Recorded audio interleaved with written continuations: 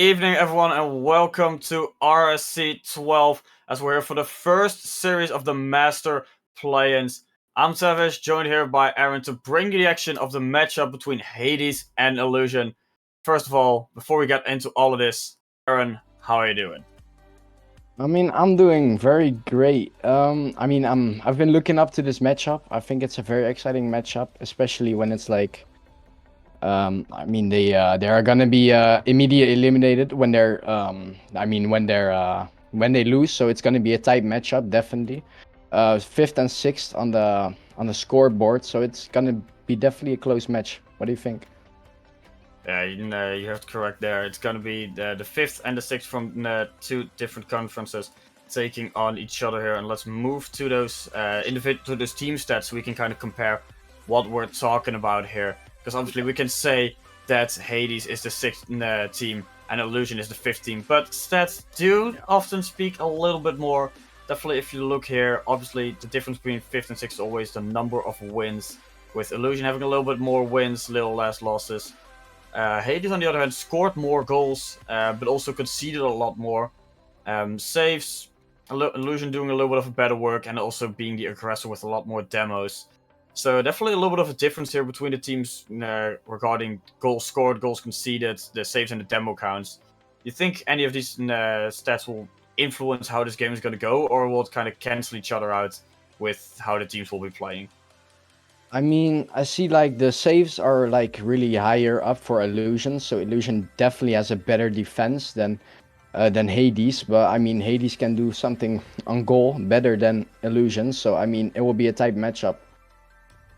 Yeah, definitely. And then if we're going to take a look at the individual stats, obviously the team of Hades consisting of Finesse, Spartex, Sunny, Reload, and then Illusion is Benby, Maddie, Tommy, and Emma. So definitely within RSC, some well-known names all around that most players definitely have heard about. Yeah, just Aaron, what if you look at these stats, anything that stats already gone. Well, doesn't matter. Stats don't really matter here when you go into play-ins, playoffs, since everything just comes down to what team can perform here. And with that, what do you think is going to happen here? What's your prediction for this matchup? Mine will be 3-1 for Illusion, because I think Illusion is just a better opponent in this matchup.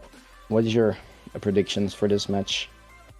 Yeah, I'm agreeing with you there. I think also a 3-1 victory for Illusion. I think maybe in the beginning Hades will have the upper hand with just kind of, I don't know, surprise maybe. Because game one normally is a little bit of a taste game to see how it goes. And then afterwards, Illusion will find their rhythm, take 3 in a row. And then we'll see how it all plays out.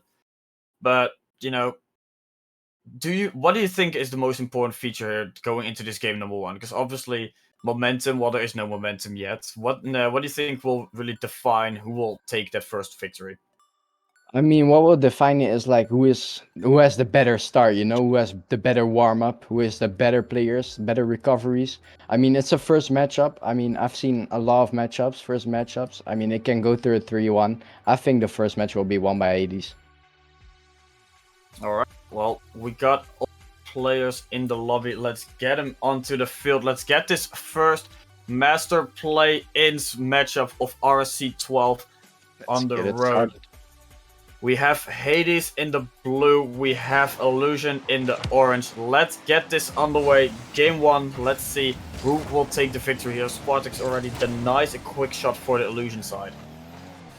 No. Just to guess something here. Just to pass it to Spartax. He beams it to Matthew. I kind of passed it to Hugo. Now on the backboard, but good defense by Emma. Now jumps in, but it's on a post. What a nice try by him. Now Emma is on the counter attack. Hugo has now got it. A beautiful clear by Hugo there into midfield. Beautiful passer as well. Emma takes control, tries to get it onto the side. Nano will deny, doesn't have boost to follow. Sadly, so Maddie has to do it all on his own. Gets 50 by Hugo. Hugo can follow up. Spartax gets beat by Tommy. And now it's Tommy and Maddie. No, Maddie leaving. Emma taking the follow-up shot. And a little bit of midfield control here from the Illusion side, but no luck just yet in really creating some opportunities. Maybe a whiff here can help him out. But Nano definitely keeping his calm there, making sure the ball gets cleared away from the back line. I mean, in the first minute, we said it was going to be tight in the first matchup, and it's definitely tight, but what a nice try by Tommy. Just to dunk it under Spartax, but Spartax now got it. Now Matty AT just to boom it for the quick pass, but there's no one there, only Nano to catch it. Pass it to Spartax. What's a beautiful passing play by Spartax. What a goal. And there we have the first goal here. Nano goes for an infield pass. Spartax reacts immediately. Recognizes that the defense is a little bit too far forward and pops it just high enough so it goes underneath the crossbar towards the back of that net. And Hades open first here. Now beautiful kickoff in favor of Illusion. No one follows up, so Nano can take his time. Just take it into the air.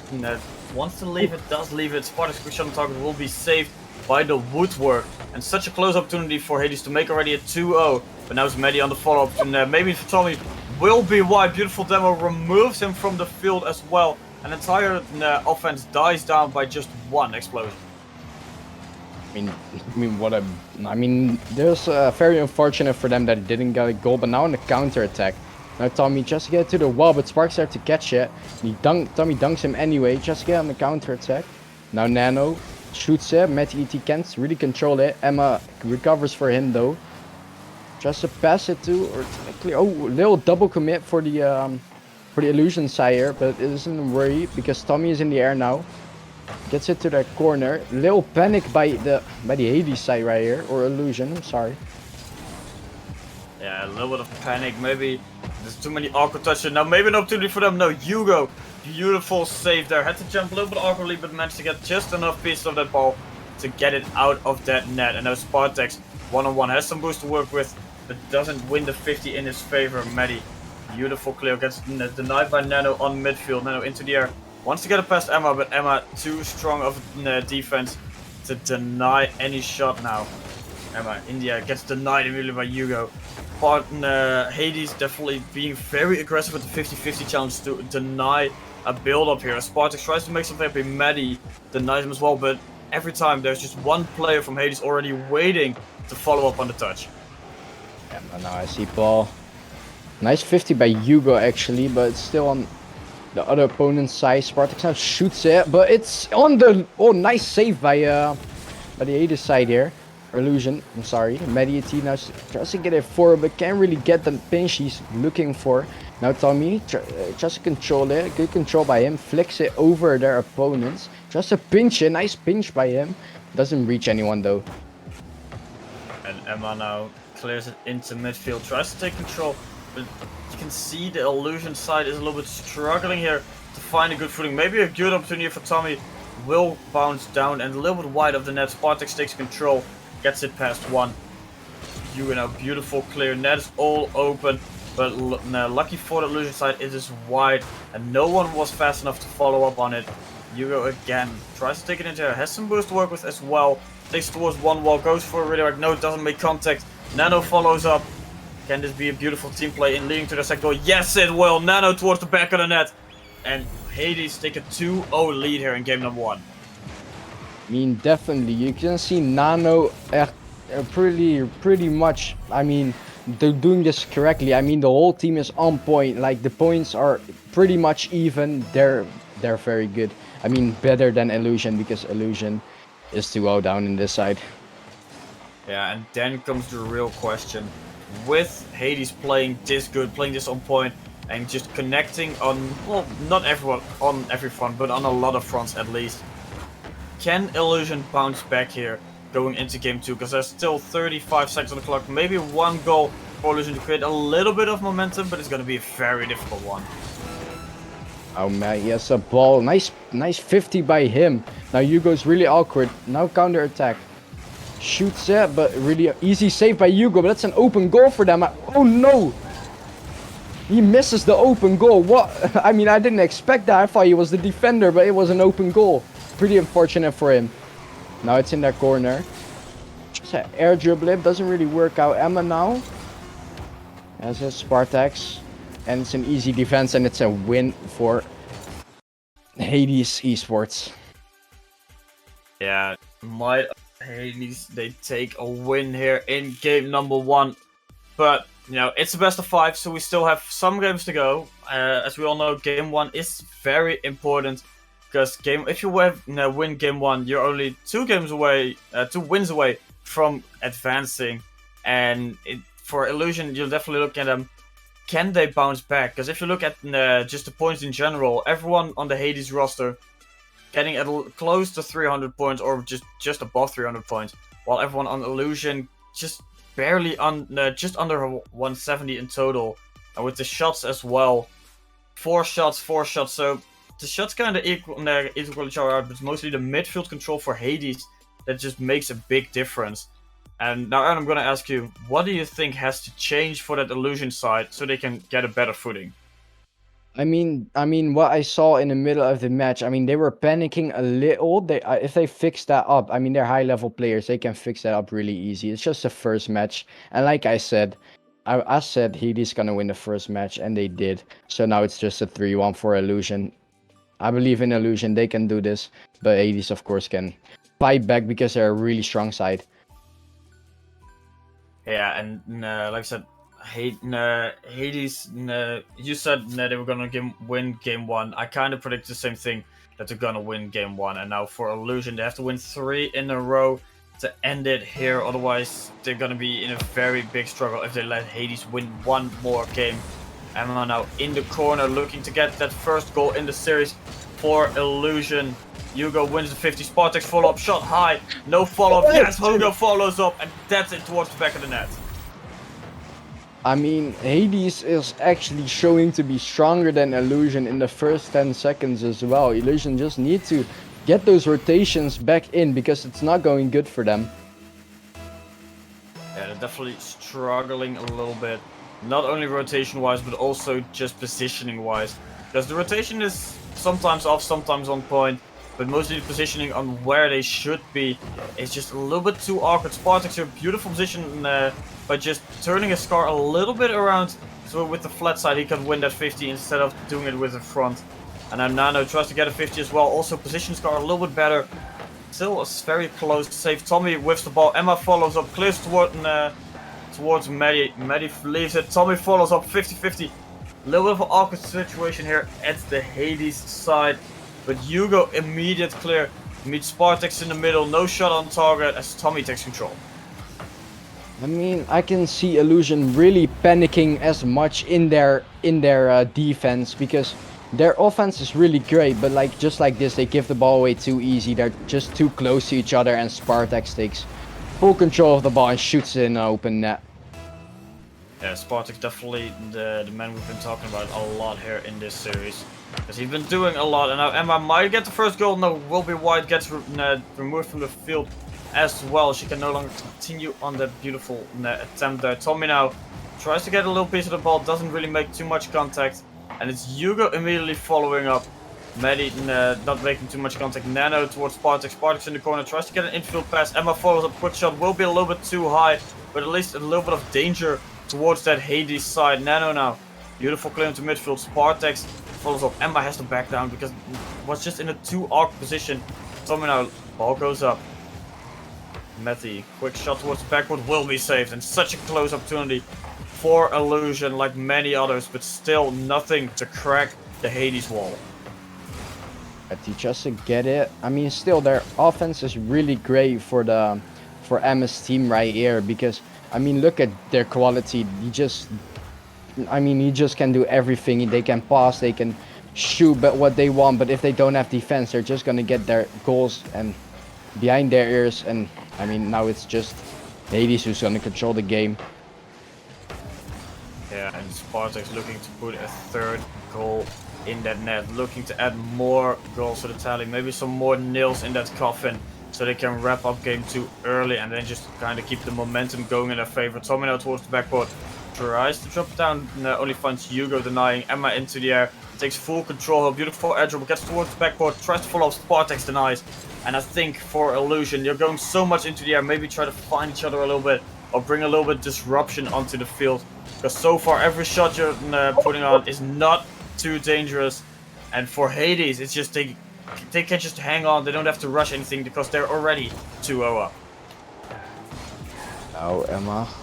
Or Tommy, I mean. I'm sorry, Tommy. No, tries to go for a little play right here. Tries to dunk him, but he gets it clear. Now Nano on the wall. Tries to get a third goal for them right here. But he doesn't. He's denied by Emma. Now a little flick to his teammate, but Tommy's there to deny it. Tries to get a side roll read, but doesn't really work out for him. Now Nano's on the wall, tries to clear for them. I mean, he clears it under Emma. Betty. Hugo drops it. Spartak's now. Little depth ball right here. There's so many opportunities that can be created here for the Illusion side. But every time when there's actually something happening, either the second man is too late to follow, gets demoed, or is just out of position. So you definitely look at them. Can they create something? Maybe here, Emma was already up early to get a shot on target. Tommy now might get something. No, will be saved. Maddie follows up. Doesn't find the back of the net either. Emma, beautiful 50 there, but still, nothing is working out for the Illusion side. Maybe here, Tommy a little bit too late, but still follows up. Quick shot on target will be saved by Spartak. And with the final minutes slowly ticking away, it does look like Hades will go 2-0. I mean, definitely. And I mean, Illusion will have to really peak up if they want to get this reverse sweep on this Hades side, because they're actually playing like gods right here. I know Tommy tries to shoot it, but it's on the post. Unfortunately for him, Emma now controls the ball. Gets denied by Spartak. Now a really good 50 for Emma. Doesn't really work out for them though. Matty now has it. Controls it in that corner. Has time, but is denied by Nano. Little dead ball right here, and just like a minor, just like a minor mistake that you can see. They're just too close to each other, and they just panic a little too much when they're too close to each other. And with the final seconds ticking down, Emma going into the air. Maybe can get one more goal. Tommy follows up. Ball will probably touch the ground any second now, until unless we're just gonna keep it up. Because why not? Why not extend game 2 just a little bit longer, add one more game? Spartak's definitely looking for it. No, ball will touch the ground. Hades take 2 games in a row, 2-0 up in the series. They're on triple match point. All the pressure is now on Illusion. I mean, definitely, Illusion will have to pull out something really good if they want to get this reverse sweep. And I'm known for getting my reverse sweeps in, but I just don't think it's gonna happen. I think Hades is gonna grab the third win and just to wrap this series up for them. Yeah, and one thing I find definitely interesting here is when you're looking at stats, and we're talking about Hades being the dominant team here. If you look at field domination, it's only 57% in favor of Hades and 43% in favor of Illusion. So it doesn't say that much. It's but at least it gives you something of an insight on how much Hades is actually controlling. It's not like they're controlling the entire field. It's just like they're holding back. They're kind of relaxing on their own side. Ball floats their way. They bang it forward. They follow up immediately. And for Illusion, they're constantly just feeding the Hades roster on, yeah, you can do this. Yeah, you can do this. Instead of playing to their level and just showing everyone like, hey, we can do this. We can just show up when it's needed. And now you're definitely looking at Illusion. Do they have the answer to bounce back here? Or is it like you said, that Hades will just be a little bit too dominant? I mean, I don't know, but Hades is really, especially with Spartak, like a little demo heavy, and I think that just makes Illusion panic a little much. But anyway, we're in the third game. Will this be the final game, yes or no? We're gonna see it in a couple minutes. Now Hugo gets it. Nice 50 by him. Nano now gets it. Just to get the side roll read. Can he get it? Yes, he can. Just to get it in front, but there's no one there to finish it off. A little panic in the defense by them. So Hades is still in control of the ball. Tries to get something there, but just doesn't reach anyone. Yeah, it's definitely a little bit awkward here. Spartax try to make it difficult here for the Illusion side. Matty takes control now from the wall, has boost to work with, gets beat by Hugo. No, beats Hugo in the air, but Nano immediately shoots that ball far away from the Hades net. And now maybe an opportunity here for Hades to get that opening goal yet again. If they do, it's going to be a difficult one. Yeah, Nano does it perfectly, drops it down, adds a little bit of a bounce to it. It goes just underneath the crossbar, and again they score first. I mean, what? Like I said, they're just gonna 3-0 this because like Illusion is just too little panicky. I don't think they warmed up real much with each other. I mean, but that doesn't say anything. They can still get out and win this reverse sweep. But now Spartax, really nice air dribble by him. Is it in though? It's in. Really nice goal by Spartax. Just air dribbles it over everyone in the Illusion defense. Really nice goal by Spartax. Yeah, and while Spartax is playing Master Tier together with Hugo and Nano, the Illusion roster are maybe playing Elite or Rival since they cannot get anything set up here. Maybe an opportunity here, but Tommy bumps out the second player. Nano towards the backboard, try to make something happen. Makes it awkward for Emma. Spartax drops it down underneath the crossbar. 3-0 in favor of Hades. I mean, only 1 minute and 10 seconds, 11 seconds, I'm sorry, played, and it's already 3-0. I mean, this series is done for. It can't be anything else, unless there's a little miracle for Illusion right here. Yeah, but play-ins, playoffs is the moment where miracles happen. Hugo now maybe a shot. Maybe he's gonna kill that miracle as soon as he can. Because there's not that... No, there's still some time left. Spartax here towards the backboard, drops it down. Emma quick save, no. Spartax follow up. Beautiful save by Tommy to keep them sort of alive here. Hugo tries to make something happen. Nano follows up. Shot a little bit wide. Luckily for Illusion there, they still have some breathing room. They at least need one goal to get that motion going into their favor.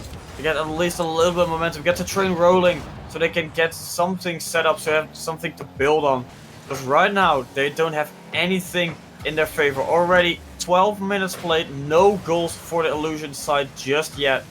As they're looking for their first goal here in this series. But they haven't even scored a goal yet. I didn't even notice. I mean, Hades is just too dominant.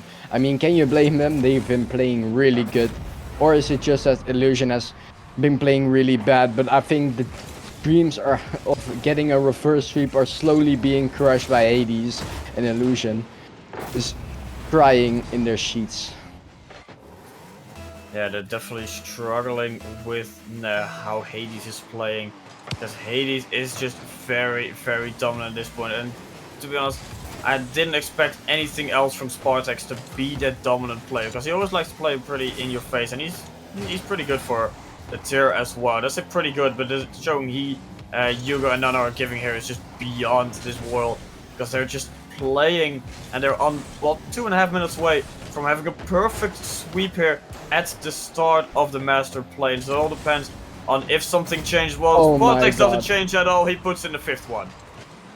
It's a 5th goal. I mean, miracles can happen, but I don't think it's gonna happen. Hades are being rewarded for playing so good, and I mean, it's definitely deserved if you ask me. Yeah, it's yeah, go ahead. Yeah, I mean, my prediction is in the bin, actually. I thought Illusion were gonna win this. But, I mean, Hades have shushed me up and they just, I mean, perfect sweep this without conceding a goal. That must give so much confidence going into the next game. Yeah, and the next series. Your prediction is not the only one that's wrong. We both fully believed in the Dutch player to do it, and she's now on the ball trying to get something going, but so far it's looking very difficult, at least for Illusion. They still have some opportunities to like play damage here a little bit, to just be annoying, to at least make it a little bit of a challenge, but so far it's very difficult. Emma takes a shot, Emma gets the goal First goal here for the Illusion side. Perfect sweep, at least denied. I mean, definitely denied, but I mean, who else but Emma, the Dutch player, our Dutch proudness. I mean, beautiful goal by Emma. And now finally, with 1:30 left on the clock, a little sign of life here for the Illusion side, but they have to score another goal really, really fast. And yes, they do get one. Manny bangs it forward. Now Tommy fakes it out. And then, oh no, Tommy did it whatever. Manny fakes out his own shot and Emma follows up. They found a little bit of a rhythm here within this final minute and a half, and they already have 2 goals. But nothing to cheer for yet, as they're still 3 goals down. I mean, I'm starting to feel like maybe a miracle can happen, because they are actually fighting for it now, even though you thought they were already. Oh, I mean, even though you thought they were already eliminated, they showed to be fighting, and that's what. I'm being shushed out by Hades. What a goal! Yeah, it's definitely the Illusion's not gone down fight without a beautiful fight. But there's only so much you can do when your final player gets removed from the field, and if a quick shot gets dropped towards the back of your net. And that's exactly what Hades does. Hades brings a disruption to this field to make it a little bit more difficult, to make it just a little bit more awkward to play, because no one likes that 2v3 scenario. And Emma now not the best of touches, but at least it's wide. Quartex maybe can get a pass, get the pass. Nano follows up 7-2 here in game number 3. I mean, it's 7. I mean, you're Dutch, I'm Dutch. I thought Emma was gonna win this, but I mean, Hades are just the better players. I mean, definitely deserve for them. Yeah, they're definitely having a good showing here. 47 seconds left on the clock. How many goals will we see? Will Hades just continue the spree and maybe get a 10th goal if they continue like this? Hugo definitely want to go there, gets the 8th goal here for the Hades roster. I mean, what am I even here for to come and say? You guys are seeing this abomination. They're being absolutely destroyed. They're being made meat out of. They're just eating their opponents up. Yeah, Hades is definitely putting in a beautiful showing. Not really caring too much about what's going to happen next. They just think like, how many goals can we put in before this game is gonna end? And how much fear can we put in our next opponent when they have to face off with that number of goals we put in that final game against Illusion? They're only thinking about that next series right now and just having a little bit of fun in these final 15 seconds. Maddie, infield pass, Emma backflip, doesn't get that 3rd goal that she was hoping for. And now time is ticking down. Hades, beautiful showing, so close to a perfect sweep, but Illusion at least denies that with 2 beautiful goals here in game number 3. GG's. I mean, definitely. I mean, everything besides Illusion was the one to win here. Hades is just the one to win here. They're just showing dominance all over the field. I mean, what's their goal difference? Like 15 goals, I think. I mean, definitely so much. I mean, they deserve this. Illusion is just not having their day at the moment.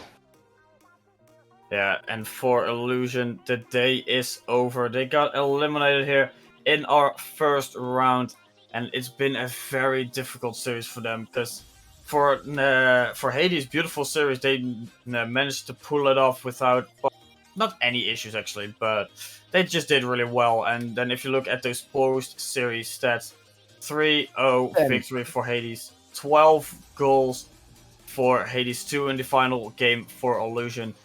Shots actually being pretty close to each other. Only a 3 difference. Saves on the other hand, Hades definitely had to do a lot of saving. That just shows that the shooting accuracy for Illusion was just a little bit off. Shots going a little bit too far wide.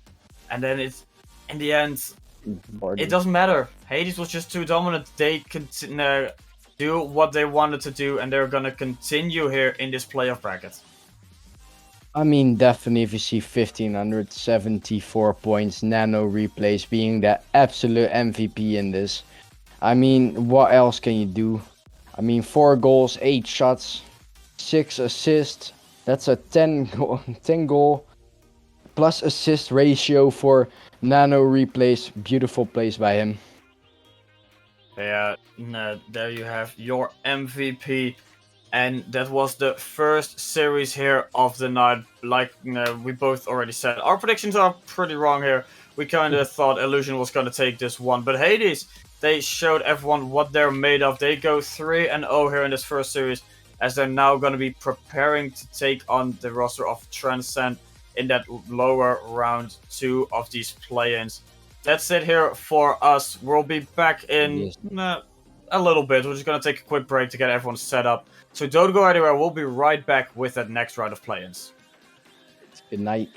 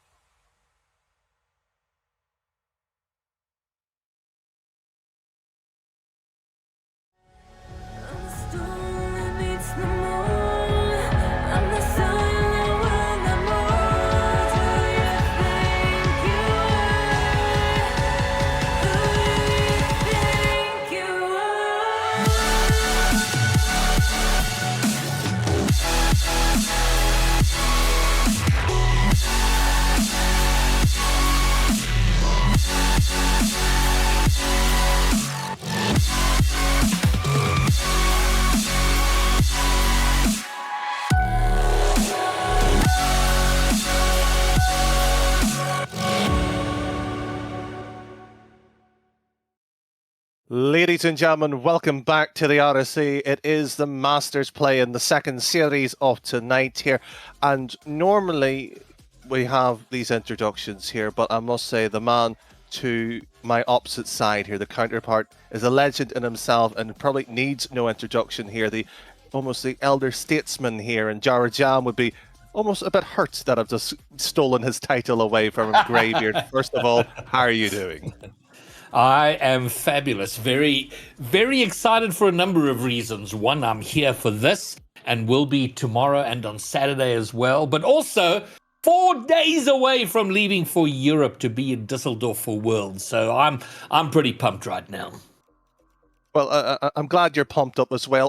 On a personal note, Greybeard, I didn't want to say this during the green room. I wanted to wait it for this. I saw on your Twitter, 34 years, I believe, your anniversary with your dear wife there. I want to congratulate you that on the 22nd, if I recall correctly. What's the secret of a long-term relationship, Greybeard? You know what?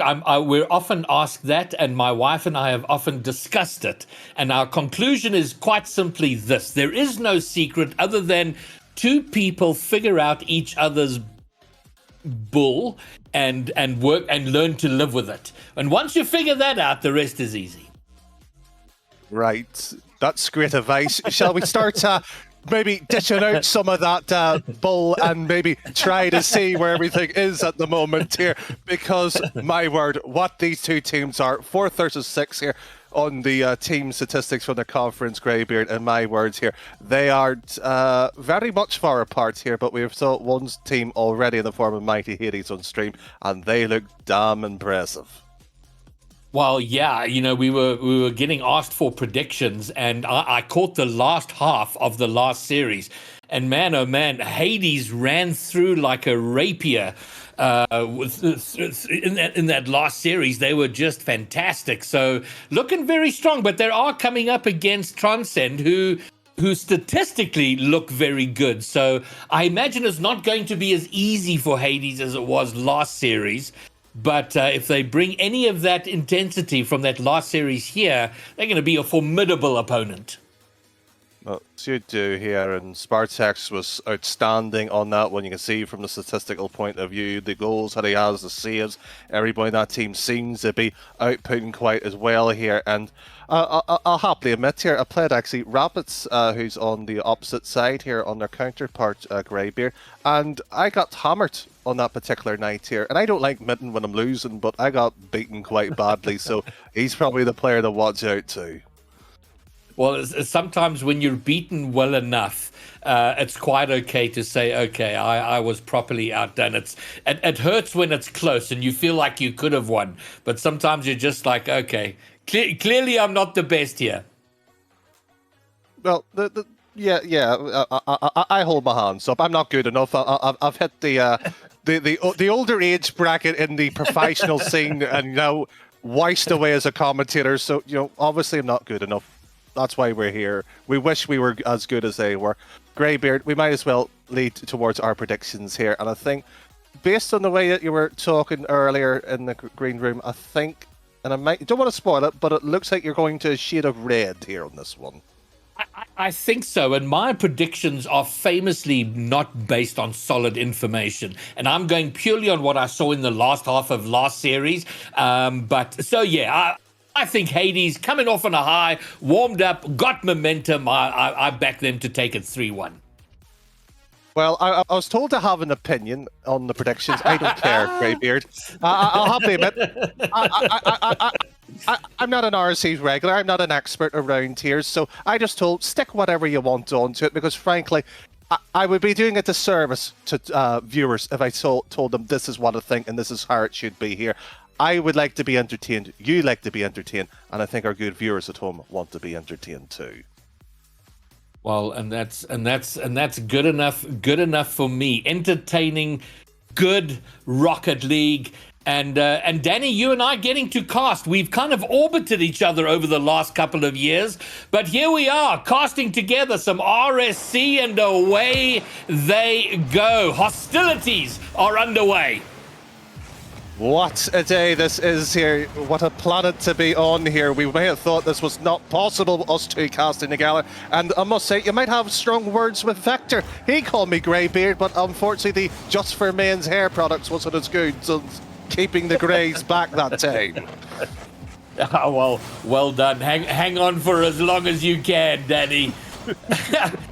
All right, well, early action is no action. 30 seconds in, and it's been a little bit of send the ball this side, send the ball that side, but maybe Jushu shoots and scores, and we have the opening goal, Transcend in front.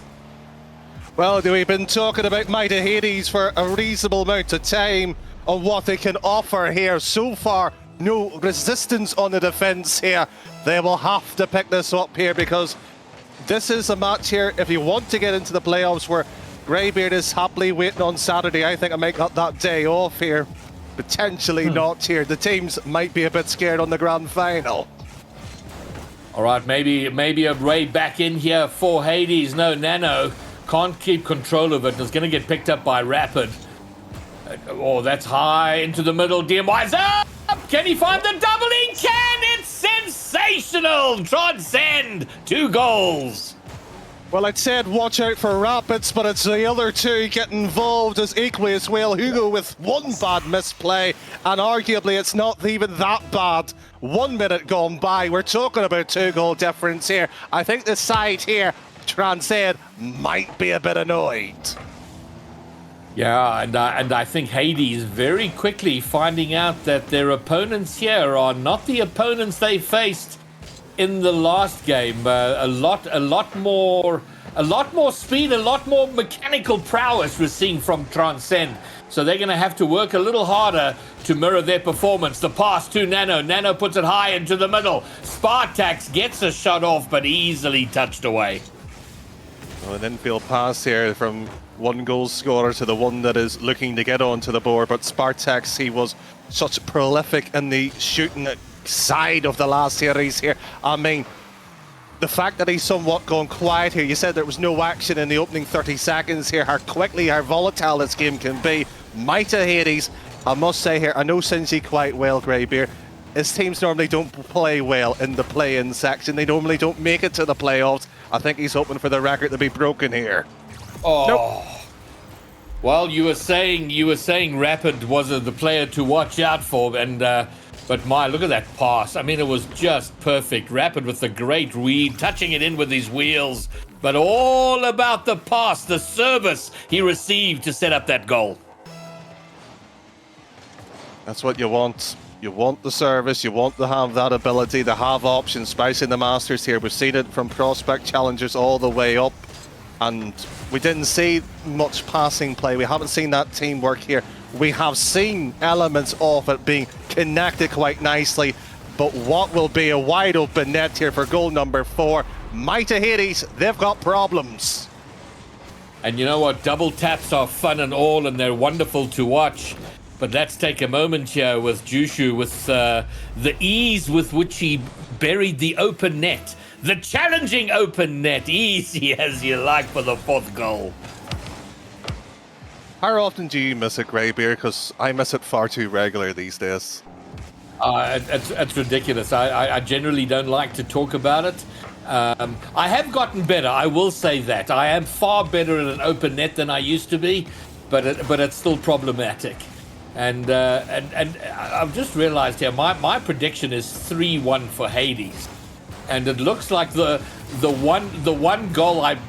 one game I predicted for Transcend is going to be the opening one. So if I'm to be anywhere near right, Hades have to have a sensational 3 games on the trot. That would be near enough how it would have to unfold here. I believe Morton Sky, who has about a 42% prediction rate after about 38 games. He's taking a quite serious money of the casters are. It's scarily how accurate some of them analysts can be at times here, but do you know what? It's the opening game. We'll give Transcend at least that factor here, but Mighty Hades, they've got no excuse here. They were just on stream moments prior. Oof. Yeah, what's concerning me here, Danny, is that this is it's not just a win. It's a fairly dominating win. It's not like it's close and it's going to be this tight 1-goal finish. And look, it may still be if Hades can turn things around. It is just such a great, solid performance. And that's going to be, oh no, it's gone wide. I thought that was going to be goal number 6. But so far, Transcend not seeming troubled. Far from it, far too comfortable here. And I would describe this as the might of Hades' curse, Greybeard. And I think you've been unfortunate, so have I and everybody else who has tuned in at the moment here. It's the great Sinji curse. They get a team at this situation and they fail to perform. It always happens every season. Poor Sinji must be in tears right now. Well, let's not read the obituary yet. There's still copium and hopium to come. We have this is a game 1 of a best of 5. We've seen these crazy turnarounds, Danny. Rocket League is kind of famous for it. Oh my goodness gracious! And even my hopium here is struggling with that 7th goal going in. But maybe, you never know. Hades, they bring it in spades in game 2 and get themselves back in. But they're going to have to do something, otherwise we are going to have a short night's work. We certainly might here. But you're right, it is too early to call in terms of the series. This opening game at 7-0, statistically, I think it's probably at 100%. I don't think anybody has lost in a competitive match with that type of scoreline. So let's be frank about that side here. They had a decent attempt there, which was quite nice here. But I think Might of Hades might be trying to need to look at something much more deeper here. The fact they've conceded that much, they haven't compacted, they haven't trusted each other here, and there's all the elements of a team there, but they haven't pieced it together. Not to be cliche, there's a jigsaw in front of us. It just feels like they've undone themselves here. Well, look, this last passage of play, the last minute or so, has actually been pretty good for them. They've had a good passage of play, built some good pressure, haven't scored. And look, oh my word, what a banger. It's not going to go in. Goal 8 is just pixels away from being there. But you get a sense, I think by the time it hit goal 4, goal 5, maybe Hades feeling like they were out of it and were already sort of thinking about going next, which is a bit frustrating because in those positions you do want to use whatever remains to try and reset and get yourself set up and ready for game 2, and hopefully we see something better out of them game 2. I do hope so, because as much as I sometimes get a bad rap of being the nasty caster who might bully a few players, as some would describe it, I actually like Might of Hades. They're fabulous org. It's run quite well here, and usually the players are quite respectful over there. So watching them get beaten in open game 7-0, I actually feel a bit of heartache here, Greybeard. I don't like to admit that, but I do here. They need just to simply calm it down, rely on what got them here. They're not a bad roster, but Transcend, I've got to say, they look quite decently scary here at the moment, though. I think it's the level of synergy we're seeing and how comfortable they look in terms of finding each other. And it took a little while. I mean, we're speaking, the opening 30, 40, 50 seconds was kind of even very much a bit of cut and thrust. But once they got going, they looked really good. They're clearly communicating very well, or at least knowing each other well enough in terms of where they need to be and how they need to respond. So if that continues, danger times for Hades. So Hades, you got to come out here swinging for the fences, but right out the gate, it's Transcend with a shot. Doesn't go in, it is saved. But which is very good for them, because I think a quick concession would have been very damaging to their mental well-being. Would have punctured any type of that sort of coping that you had, Greybeard, but that's what good lineups do. They eventually get that save, transport themselves down to the other side of the pitch here. And Hugo, he's done well. He's slowed the game down. He's given himself options here. This is like fired on target, and Spartax with the opening goal for Might of Hades. Well, spread over 2 games, we have a Brazil 7-0 and 1-0 here. So there you go. That's reaching deep for a meme. And But really importantly, it's Hades with an opening goal, their first goal of their series, and consequently, of course, their first series. So maybe that will get them fully settled down now. I sincerely hope so. I didn't think I was going to be the one throwing the shade on the Brazil there, Greybeard. It's nice to see somebody else do it. No, I was all ready with the line if it happened in the last game, and then it didn't happen, so I didn't get to use it. So, maybe a second here, but Nano is kept out. A bit of a double commit on the ground in defense, doing well enough to keep it out, and now a pass off the backboard, but Spartax with a decent enough clear, and now Hugo, he doesn't get... the infield pass could have been something. Philly could have done better with that, but they hang on to their lead for now. Yes. Looking very sketchy, Greybeard, I must admit there. No, it wasn't comfortable, but at least they're spending a good deal of time over on the Transcend side. It's not all defense all the time, which the opening 30 seconds were, and credit to them is that they weathered that storm and they found a way to score, and for the moment have found a way to hold on to it. Well, Nano leaves the ball temporarily, gets beaten away, and Spartax is just thrown out. Would like to see that ball being held on to force the 50 slightly up the field a little bit more, and just allow that sort of option to maybe allow the second man to sweep on in. That's an option, and I didn't see the back pass into your own net being played there. No, it seemed... I'm trying to... I mean, that wasn't Rapid. I don't know if that was a panic or if he was caught mid-move. Whatever the result was, a very difficult bit of uncomfortableness resulting in a second goal. And we are seeing the turnaround here, which is credit to Hades. It's not easy to get yourself right after a beating like they took in game one. But here they are, halfway through in a 2-goal lead.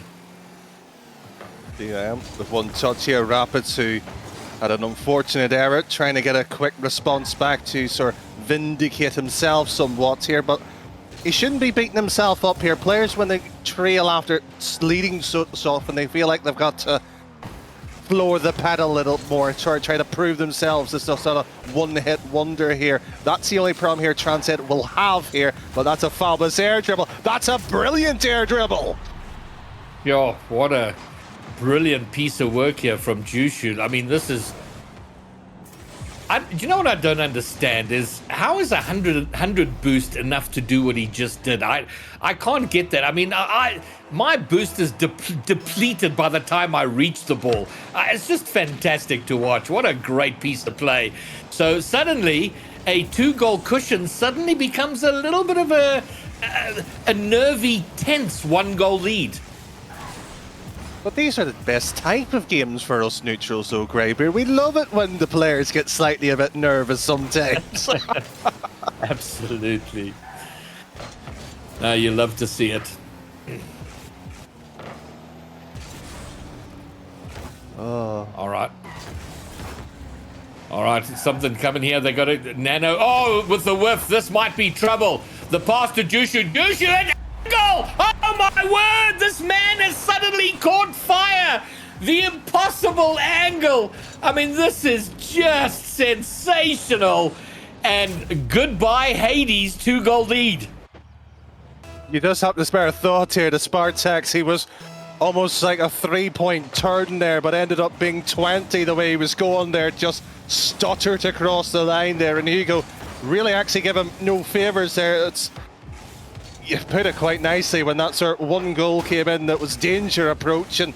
And now Transcend, well, they've got at least one thing going for them here.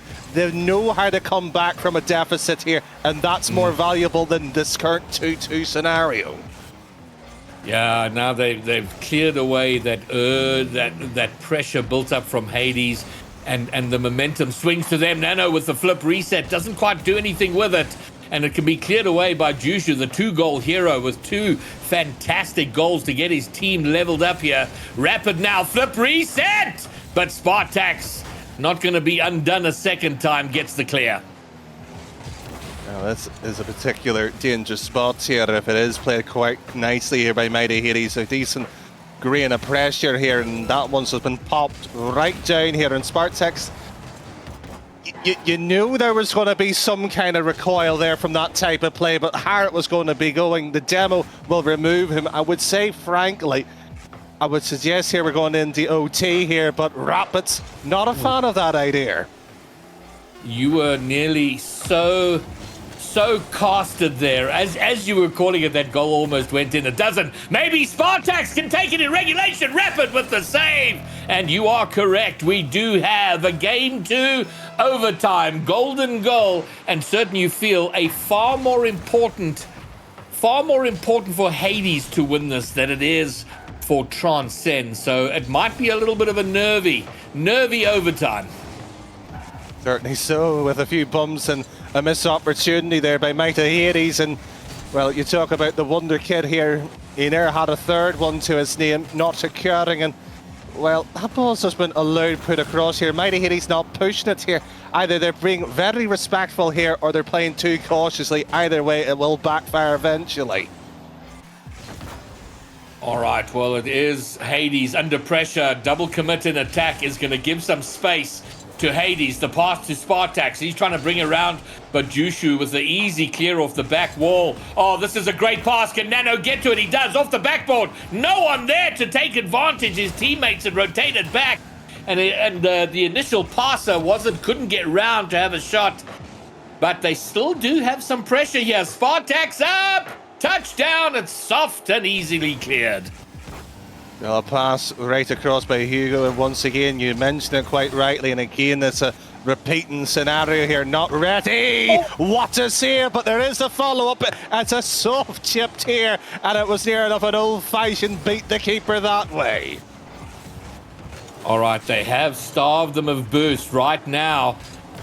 Transcend struggling for boost, but they've gotten the ball out of their half. They had a long period of defense where they were being stretched as thin as they could possibly go, but they've turned it around now and might have an opportunity of their own as we come to the end of the second minute of overtime. Well, it's been a while since we saw the 2-0 lead that Mighty Hades had. We thought this was the start of the incline. How wrong that potential thought could be as your starting piece to this OT here. This goal is more crucial. This the pivotal point here. If they get it, this goal here, it will at least spur them on here for game 3, but it looks even less likely because they're being pinned into the corner, almost Moton Castle-like here. It's just eventually the drawbridge will have to go back here.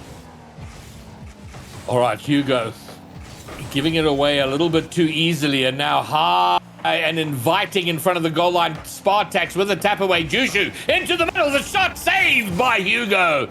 And once more they survive. But this is very, very good for Hades if they win. The fact that they had the 2-goal lead, yeah, they gave it away, but if they can fight a long overtime and win it, they will feel like they're right in this series. If they lose it, oh, I don't know how you come from a 7-0 beating and then a very long overtime beating.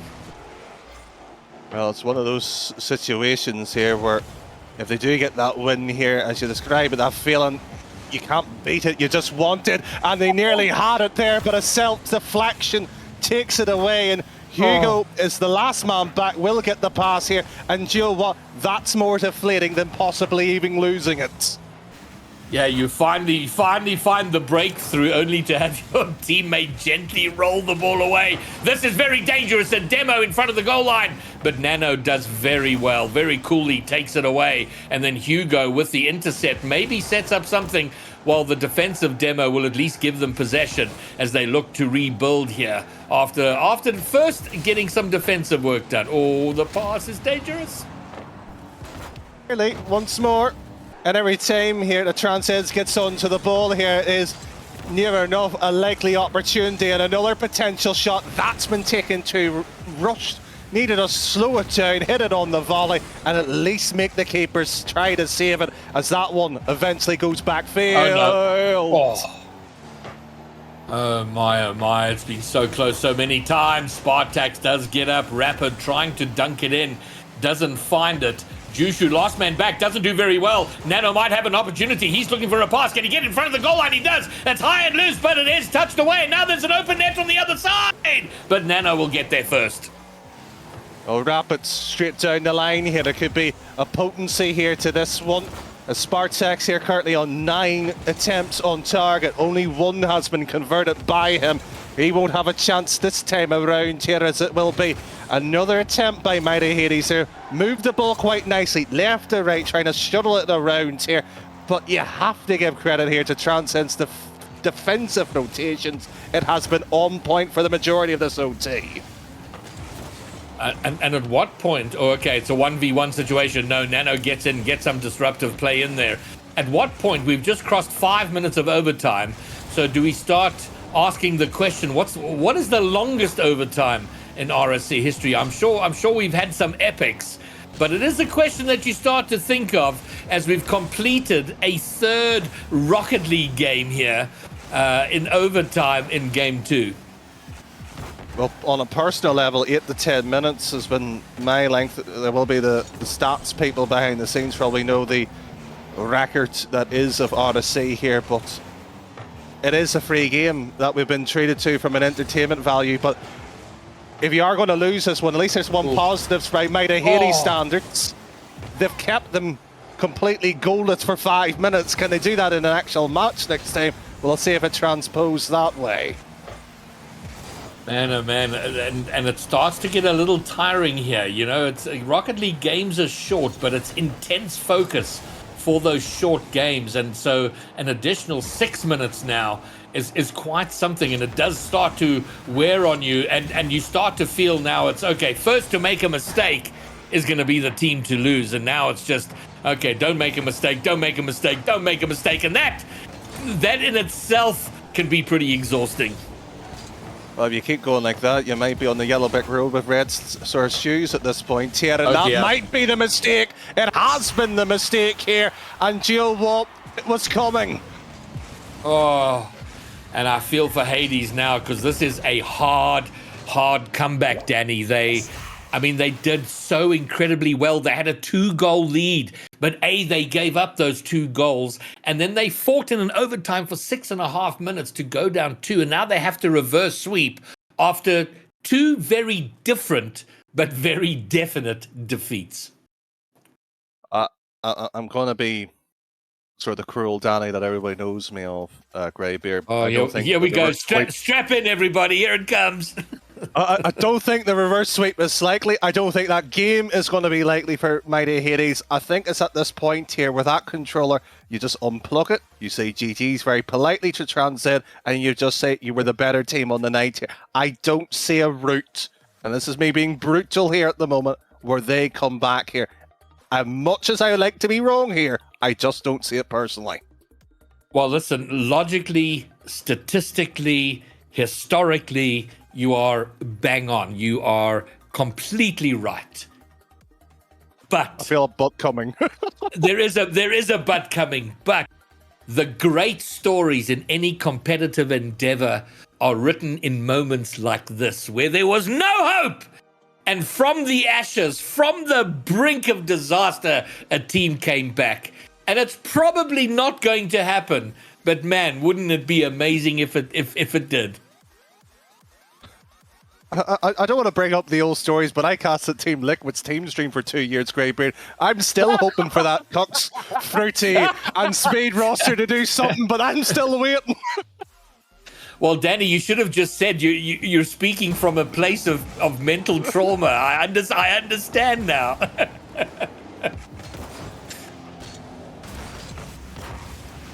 Well, it's a positive start from them. At least they're over on the right side of the pitch, making an effort on the Transcend net, although with that demo, it might just bring their attacking play to an end. No, it doesn't. This is high and maybe awkward. Jushu, though, very cool, calm, and just controls it almost out, but as it turns out, almost gets his team in trouble.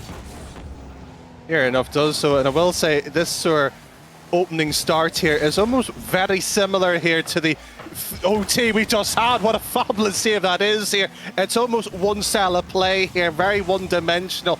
And do you know what? It's working for Transcend here, this sort of slower down of the pace here compared to game 1. So I like the way here the adaptation has came through, but that demo, even better. So now, Danny, the equation is quite simple. You kind of alluded to this in the last game. They held Transcend goalless for 6.5 minutes. All they're going to do now is about, about 60% of that. 4 minutes. Don't let Transcend score. And you win the game. And then you could work on game 4. When you put it like that, that sounds so much simpler. Have you ever thought of going into coaching? No, I'm a strategist at heart. And basically it comes down to just score one more goal than your opponents and you're good. Mine's is a lot more different, is don't concede one. All right, well, maybe they get a second here, the flick, but man, this is very dangerous. Rapid with another mistake in defense. Juju, though, left alone, left for dead on the goal line, somehow keeps his team alive. And Hugo with another unfortunate error that he would not like to have replayed here, but that one's been cut here by Transcend. Decent bump here by Spartex, and any play into the middle would be good here. And unfortunately, no second man with coming into it. And again, Greybeard, you highlighted that point in game 1, in game 2, but this time it's Transcend who's at fault. All right, well, we saw them come back from 2. Can he get the double? He tries. It turns into a pass. Hugo can't get the finish. He's blocked out. His attempt is shut out. And here come Transcend now. Rapids up. They've double committed. They need to make something happen, or they're going to be spread thin on the other side. They survive it for now. Good challenge. This ball does need to be played into middle, and it will be a threat here by Mighty Hades, because they have basically for the last 60-70% of this sort of series combined here, just throwing the ball at will here. Not ideal. And again, we look at that air dribble, how effective here the side in blue has used that particular mechanic and position of the pitch to perfection. All right, I said they had to keep Transcend goalless for 4 minutes. They've gone through 2 of those minutes, so they're halfway there. It's almost a lock, Danny, that we're gonna have a game 4. Oh no, okay, yeah. Oh, maybe a second now. There's an open there. Juju's been left alone once more. The angled shot is wide. It's not gonna be a 2-goal lead. And we're there, just entered Greybeard's new operatic performance there. It's wide. We're going to have the new single together here with that. And do you know what? It's wide open. Oh no, that is so disappointing. Nano there, he was, he backflipped. Oh my word, do you know what's he's gonna go to bed tonight, and every time he just goes over the precipice to fall asleep, he's gonna remember that backflip, and he's gonna be shook and wide awake. Oh dear, they've given up another lead. And now they're going to have to fight from scratch, almost, it feels like, to regain a lead and keep their series, their play-ins, their playoff hopes alive. And Rapids, another play into this sort of middle here. And you talked about having 2 minutes of being goalless at this point here. It is the scraps here they're playing from here. And Transcend's got to be careful here, not pushing too many up at the field here. Rapids was smart enough to set at the back lines and allow this play to continue. And once again, Hugo not getting the touch. That's a good save. And do you know what? We're approaching here to another OT, perhaps. Oh my word! We're not going to have another epic overtime, are we? I'm not sure that's good for anybody involved right now. I fancy another OT. Another 6.5 minute overtime. Because you know what the problem is? We're going to have another 6.5 minute overtime. We're going to basically have had a game 5 in a best of 5, but it'll be a 3-0 sweep. And I am a neutral, but that would be exhausting for me. No! Hugo, 9 seconds from time! Maybe has secured their first win of the series. Potentially so with all 3. It was almost like an arcade where you take the kids out and you shoot the little rubber ducks on the wall there. Slots at bottom corner, well, at least bottom side anyway. But here, a fake kickoff. This. Oh! Oh! Oh! Oh! Sometimes things I don't love go it. according to plan, Danny, but that went horribly wrong. Oh, that went horribly well, I thought. I love it when the fake kickoff goes bad. All right, well, they've got it locked in unless something really bizarre happens, and it's not going to happen. And Hades, hanging on at the gates of hell, have pushed back Transcend at least a few feet, and we will go to a game 4. We will not have a sweep. Well, I think it's only fair that I apologise to Mighty Hades. I had them ruled out, stricken, and sent to purgatory there, effectively there. Look, well played to them. They've done what the copium, the hope, and everything that you needed to do here. And what is here that needs to be stated here, Spartak's goal record, or the ratio at what he's shooting at, is not particularly good here. But the fact that he's getting 7 chances in a normal game, 9 in a long OT here, and pretty much most of the time he does convert. This is the first time he hasn't, and it's Hugo getting 2. That would suggest here they have to maybe suggest Spartak to drop a little bit back and allow Hugo maybe the finish here. A good observation. The other one for me is that, if we talk historically and traditionally and whatever, a team that is on series point are most vulnerable in the game where they have to close it out. Maybe they get a little bit complacent. And if that was the case from the side of Transcend, Hades have taken advantage of it. We saw it over the weekend where it was kind of 3-1 in the grand finals and 3-0. And in that series-winning game, they concede. So is that a case? Because we often see that team will then lock in and bring their A game in the next. So Hades are going to have to be very cautious of Transcend stepping it up a gear.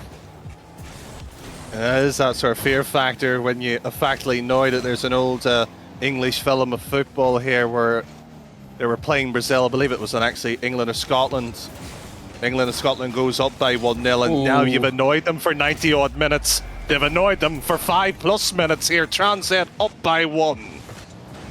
And this was such a good play here from Hades. Spartak was doing really well.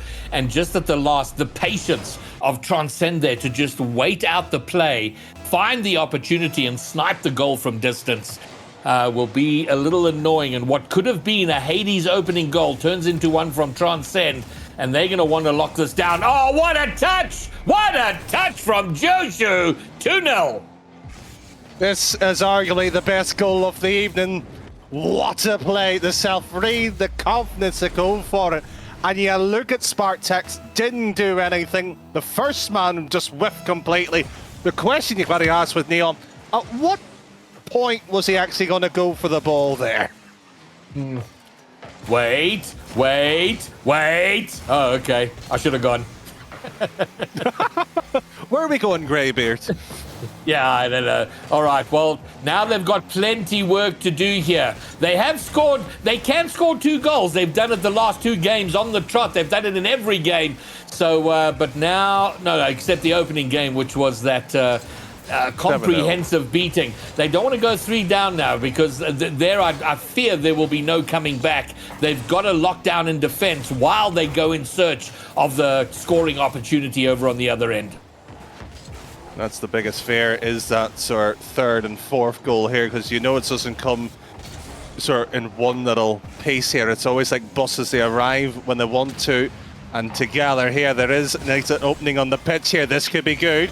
Just need to play with that one, and I think the fake was the wrong option, but you have to give them credit here. That's creativity and not giving up in the face of things, but shot at the keeper, tips away here, so that 2-0 is pretty much here safe as houses at the moment. Another shot by Spartak that doesn't go in. He's at 8 or 9 now on the trot. Oh no, that was passed straight to Jushu, and we've seen what Jushu can do when he gets a little bit of time, a little bit of space, a little bit of air on the ball. He doesn't get to do it now. Spartak is gonna just sail on past the ball. And what a chase this could be here. Spartak's eventually getting there first here, and Transcend have basically allowed themselves here with a split down the line here, and Juju just covering his natural line, not even batting an eyelid here. So the comms are on point here. They haven't been phased by that loss of the last game here. Hugo, well, that's a good clearance. Well, it's feeling to me like Transcend got a little complacent in the last game, took their eye off the ball, and they were irritated that they did that. And they've come out here in game 4 and locked in. They want to shut this down right here, right now. Nano pushed off the ball. He had an open net to shoot at. So that was an incredibly important little bump. And now they've still got an opportunity. Pass into the middle. Jushu with the snipe. Doesn't have it on target, but releases the pressure valve. There might be pressure back in here, though. This is ideal. And unfortunately, no third man push and not willing to gamble on this here. So Transcend's actually unveiled their cards somewhat here. They're actually content at holding this at 2-0. Yeah, and they look like they're doing it comfortably. And what they're doing very well is that they're looking to push forward, but by no means extending themselves. They're not aggressively pursuing a third goal. They're happy to push it around, get it upfield, see if they can create an opportunity, but making sure they're not opening the door for Hades to find a way back into the game. And when you are playing that well, you can have sort of 2 or 3 ways of playing it, but the way Transcend is doing it, it's just not giving themselves sort of that release of the ball here. And so saying Mighty Hades, you know what, have it for a period of time here. Can we somewhat develop the play? Can we just maybe just force Mighty Hades at half an extra second in their own half here? And they've bled the clock dry ever since. And that's the key thing here. I mean, we've gotten rid of a cool 2 minutes on the clock without them really breaking a sweat here. And it sort of feels like the tall guy who holds the short guy at arm's length when he's trying to punch at him. You know, Hades are punching away, and Transcend right now just keeping them away, just keeping them a little bit, just enough out of reach to land any blows. I think this might be a bit too cruel for a boxing match here. I think the referee would have said a technical KO at this point in time here, but 10 seconds left. I think this is where the boxer would be on the ropes cheering and chanting on its name right now. Well, as it turns out, my prediction is going to be almost bang on. I just picked the wrong horse. The scoreline is 3-1, but it is Transcend with a magnificent performance, blemished only by Game 3, which they probably could have won, but 3-1, great performance. They go through. Hades, done and dusted. And what most people will look at for Mighty Hades, but they had a fabulous season. They got here, they got into the play-ins, and they won their first game. They looked quite well here, and they had persuasion where people thought they could go on to do it here. They just were unfortunate on who they had to play against here, but they shouldn't feel sorry about their season here. They should hold their heads with pride here, because what a season they've had, and you know what, that wasn't a bad match if you were going to be knocked out eventually. Absolutely, and even their performance up to here in the last series, they did fantastically well. A dominating, perfect sweep to get to this point, but ran into a Transcend team who were just too good. They were the better team out there, and played like it, and we see the result in the 3-1 win. Certainly so, and we'll be slightly interested to see where the MVP will be going here. I would say probably Rapids person myself, but I think Juju rightly deserved it. What's a finishing goal there on the second in the last game there. I mean, the take a pass here made every defender look foolish here. He was on fire tonight. I think he pretty much secured the MVP and with his 2 goals in game 2. Won that ridiculous solo play where he seemed to stay in the air for 200 boost worth of time to score, and then that incredible angle for his second goal of that game. But a great performance from him, and indeed the entire team. Well, certainly so, and with that, Greybeard, it's I suppose that is the end of that series there. There is very little that we can say other than congratulations here to Transit. They move on to Saturday itself here, and what a chance they have here to actually go out and, make some damage here, because they might be a bogey team here for maybe they decide in the uppers. Yeah, and Danny, in closing, what a joy and a pleasure to have finally, after all this time, us getting to properly meet and to co-cast. That was a delightful pleasure. So thank you very much. I think the pleasure and the honor to, I would say, to learn from Greybeard tonight alone here was invaluable, and everybody else has rightly enjoyed this here, more because you're here than I am. But you know what, a delightful experience for everybody. But sadly, all good things must come to an end. That is the end of the second series from the two of us here. It's going to be a short break here. There is one more series following this.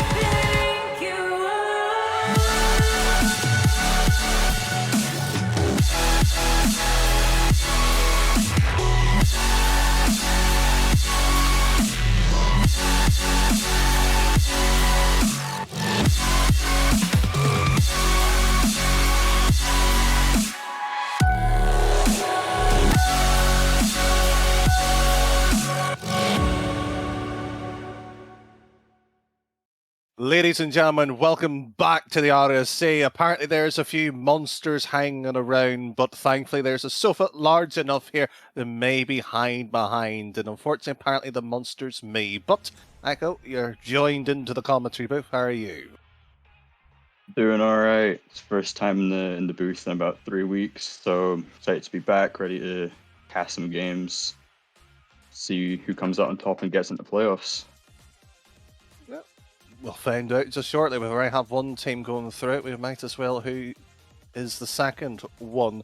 And from that, we might as well jump into the statistical side of the things here. And I'm going to be frank about it. I don't care about the statistical side of things, but it is second versus third here, based on the two conference. And, well, in terms of goal output, I suppose is the only thing significant enough to talk about from this particular graphic.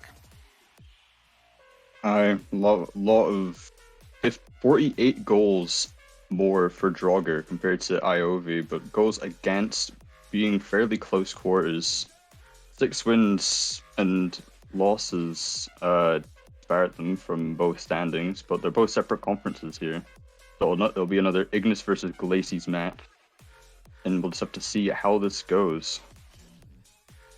Certainly so, and there is a breakdown of the players. Probably Slothy's the player to stand out here, where Peachy, who has got quite a fandom, I would say, here tonight. Here, everybody seems to be out cheering from the double flip reset, the Psycho. Apparently, he's the player to see for the mechanical side of it. Whether he lives up to that, that will be, of course, waiting to be found out. We'll just have to see what happens in game 1, where we take Iovi and Draugr. See if Iovi can hold up the defense and get some counterattacks, maybe vice versa. We'll see who gets that early lead and who falls first. Well, we'll certainly see that. We might as well ask for your prediction on that particular side of thing, and Echo, what's yours? I'm thinking it's going to be a close series, game 5, but I'm thinking Iovi's going to take it on top 3-2. Well, I don't care, so we might as well head straight to the pitch from that one, because it will bounce on our screens at the point whatever our fabulous broadcaster has on the background, because statistics is one thing, predictions is another. We do have gameplay to have Draugr and Ivo to finally battle it out. We kick it off early. Charm taking upfield very quickly. Both teams just trying to get an early goal right off the start. Peachy, nope, never mind. Arch taking up on the air dribble. Sammy's there to intercept. Boris on the back wall, taking it quite slow with low boost. Slothy's there to back him up. Charm's up quick. Doesn't quite get the 50. Slothy slots one, tries to slot one middle, doesn't quite go through. Sammy just being the wall, trying to keep that in the blue side half, trying to set up his teammates. Monkey mode, losing the 50, Peachy Boy taking control, but it's a way back into the orange half. Right to the backboard, shots being pelted off here. It will be a double, at least in terms of the setup. It is a fabulous one. Charm by nature, charm by name. Charm getting a fabulous double tap in the first minute of the game. Slothy just skimming the top of the ball, not quite getting the contact that he needs to clear it. Draugr taking an early lead in game 1, but it can easily be turned around by Iovi and hopefully trying to get that equalize as quickly as possible. We'll find out whether that will occur or not here. There is plenty of time, as you highlighted there, as someone touch up into the air here. Monkey will be tipping this one to the side, and Peachy Boy with particular just glancing through the wall here, and Slothy with a shot attempt here, but it will set up for a double, perhaps. Fortunately, that's been runned away. Peachy Boy slots one underneath Fennec in the last man. Draugr taking a 2-0 lead with 3 minutes and 28 seconds remaining. Borsa, not sure what's going on up there, but once rolls right underneath him. Draugr taking a 2-0 lead. What will Iovi do? Good question. Plenty of time still, of course, to maybe poking prod defensively here as well, PG with at least one play here that's almost died down here. Another particular attempt here. Charm on the back wall here, and well, Sloth will have one particular attempt here. Not necessarily fast paced as the last series here. This is the upper brackets or tight matchup, so nothing really to be fearful of either side. There will be in on Saturdays, whether it's upper or lower side of the bracket. Both teams just trying to fight as hard as they can to get that upper bracket spot in playoffs on Saturday. Jorger seemed to take over Iobi so far in game 1. Sammy getting the 50 onto Peachy Boy Boris, so there to set one up middle. Monkey Mode gets the clear, goes to the air dribble, he takes control, gets an awkward touch, tries to get a demo in the backline but doesn't quite get one. Farm is up for the ball, Boris takes the ball, gets the air dribble, takes it from one side of the field to the other. Monkey Mode puts it in the corner. Peachy Boy just not getting there to Sloth. Sammy Boy getting off the backward. Monkey has a shot, but he passes it down middle. Peachy Boy, Sammy there, blocks it and clears it into the left corner. Just like that. Play itself naturally dying down here. There was a few frills, but it will be Monkey Mode with one particular play up a bit too far for him to get on to it as Sammy. One little touch here, another particular play here. It's Charm around, and well, this one will be beaten as Sloth is being chased down for a demo or two here with 1 minute 30. There's still a few particular problems here to eventually work out here for Iobi. Iobi still trying to get their feet in the ground here, trying to just get that little bit of momentum to hopefully try to equalize score. Maybe just get one goal to give them that little morale boost in game 1. It's not all over, but they'll just try fight their hardest to try and make this as easy as possible for them. Jorger just not letting that happen. From picking up the wall, Sammy wins the 2v1. It's right over to the other corner, Peachy Boy. Putting it into the midfield, Slothy tries to get an extra touch, Peachy Boy denies again. Slothy puts it to the backboard, Monkey Mode puts it into the corner. Sammy not getting contacts. The entire Iowa defense rushes back as it's Jorger's third time to attack. A goal doesn't quite happen. Forza trying to put one middle. No one's there to take the chance. Slothy is there, Monkey Mode is up and around here, and there will be a particular idea here to maybe break through the defence for the third consecutive time here, but factly it is just time management, wasting the clock down. An R pass here, double commit here, so just like that there, Jorger with effectively game 1 sewed up here. It's just what is there, best of 5 here. Eventually you're going to run out of games if this keeps up, if you're Iovi's sake. Iovi losing game 1 to Jorger 2-0, putting Jorger 1 up in the series as Big Ball still stays up in the air, but it's now finished. Game 1 is in the bag for Jorger, taking Iovi 1-0 in this best of 5. Well, from that, I don't think there's much to really talk about. It was pretty much a sloppy open for Iowa that allowed 2 goals to run through that you would look at and you go, right, it was a mistake here, but Jogger's just playing at the moment here, just that naturally better. They haven't put a foot wrong here, it seems, from the opening game.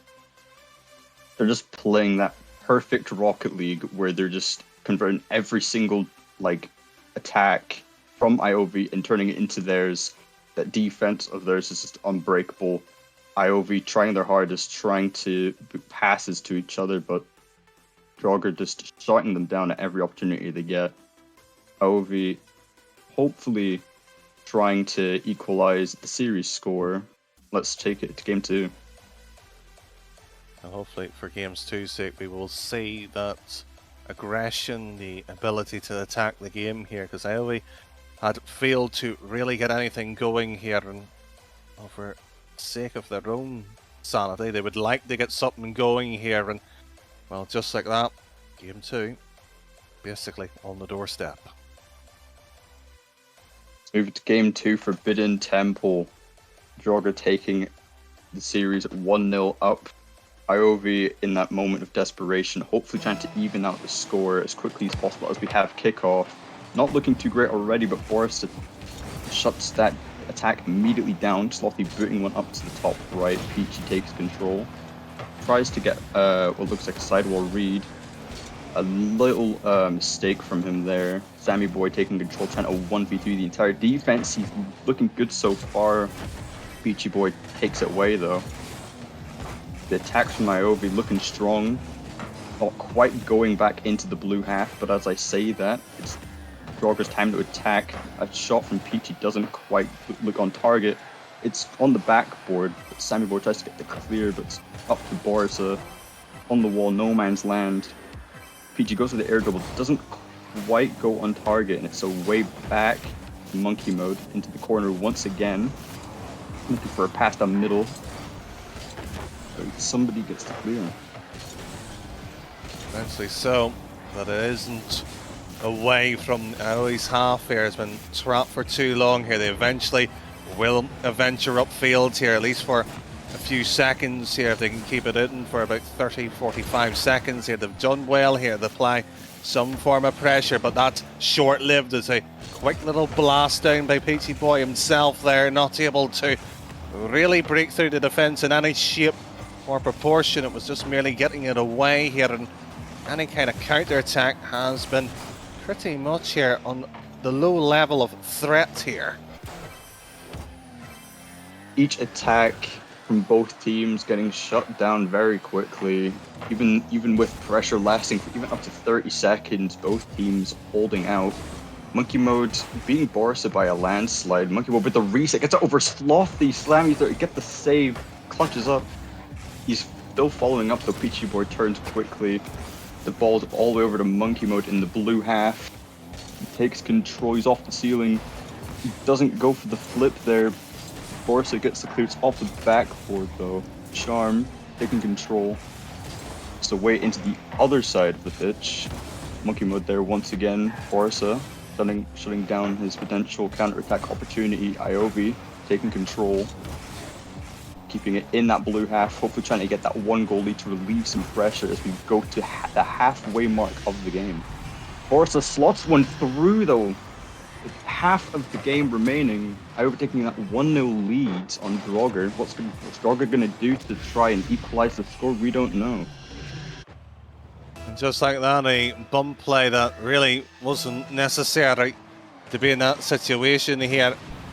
An unfortunate demise here of what was looking a promising sort of defensive game here. That, right, yes, we've been looking at the offense here by Draugr, but they had kept it at 0-0 here when there was that few senses of attacks building up here. It is a demo here, so Iovi, are they maybe feeling a little bit more energetic in the second game here as the pitch has opened up to their favour? Here's what they will actually develop from this play here, and pretty much here, nothing to be screaming from the rooftops just yet. Both teams just playing the long game, hoping for a crack in the defenses of the backlines. Sammy Boy taking control in the air once again. Off the roof, Peachy Boy gets the pre-jump, but he's not quite there. Boris trying to boot one middle.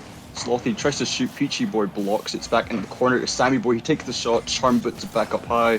Monkey Mode takes control, but Boris is there to intercept. Slothy's up and beats him to the ball. Borsa faking the ball there. It's up to the crossbar. It goes back down. No luck from Iovi, but Borsa puts one through to make it 2-0 in game 2. Well, this is a surprise. If you were watching game 1, you thought Iovi was pretty much out of this competition to a certain extent. They didn't show any, quite literally, a particular attempts on target. Now they've somewhat found 2 goals here, but a steam under them. Now the wins for push them in the right direction here. No particular attempt here not occurring. Iovi completely charting the tides in game 1, making the scoreline the complete opposite. With 1 minute left, Draugr can still turn this around. Iovi trying to equalize the score, playing the long game, completely changing playstyles, focusing mainly on defense. and just keeping pressure as much as possible with amazing boost consumption. And overall passing play. Borsa tries to slot one through from the corner, but it doesn't quite go his way. It's back into the orange half, and it's Jogger's turn to attack. Peachy beaten that time around here. Charm, once again, the bounce is just taking the player out here. Norflip reset back into it, straight down the line here. Monkey with one particular play, and unfortunately it's not really allowed much here. It's, yes, a possessional game, but other than that, it wasn't anything useful that was allowed to extend from that. With 10 odd seconds down here, it will pretty much mean for Zip here that will be top left, and if they are hoping for a miracle, they've got 5 seconds to do it. Monkey Mode slotting one top left for Draugr in the last 5 seconds of the game. Will Draugr try to hopefully get lucky on this kickoff, equalize the score, and push it to overtime? Looking desperate, Borsa takes control quickly. Charm puts one left Monkey, but Monkey Mode doesn't quite get there. Charm puts it left, but it hits the post and it goes down. Iovi draws up the score in game 2. What's pretty much there, what looked like a potential decent threat there. It's rattled slightly off the post and rejected. The OT could have been a possibility not occurring there. I've got to ask you, where has this sort of two-sided game really has? Because we saw a side that quite literally didn't look likely in the form of Ivy. Now, Draugr, yes, they got back into it somewhat, but they didn't look like the same side from game 1. What has happened here? Iovi definitely decided to change up tactics. From game 1, they looked like they were completely on the offense, disregarded defense, but they looked a little shaky. Whiffs coming out left and right, open chances for Draugr. They were taking those chances. But Iovi turning it around in game 2, just completely flipping the roles of Iovi being in charge of just counterattacking and taking control, and putting Draugr like really in their place and sort of giving them something to worry about. Backlight, a best of 3 here. Will they be trapped in the illusion that they have created? That will be, of course, how we will see them in this particular environment here, because next one will put you on match point and qualification point from the uppers for Saturday for the Master playoff itself here. And so far the kickoff, not really. Allowing either side here to spring into action there. Sloth's air dribble was the closest we've got in terms of immediate play. And there, once more, a demo to open up the lines here. Particular second ball here. It looks like it will be a back pass, but blasted far too high up in the eventual end of it. Both teams carrying their momentum from last game. Iovi's momentum from the win that they've just taken, and just Draugr having that massive boost of motivation, knowing that they can definitely make this series really interesting from that goal in the last 5 seconds of last match. Charm, both teams taking the ball up into the air, but a clutch stave from Slothy. The man is really on his toes here, going for resets and just clutching up with saves over and over. Borsa, it's his turn to defend. Monkey Mode tries to get a shot through. Charm's turn to boot one up, it's a bit high. Monkey Mode tries to beat him down, but he dunks straight over Borsa, boots one through. 1-0 to Draugr. Slothy with not much really to do there. Just rotates in and out, can't really get it, and the defender eventually was up.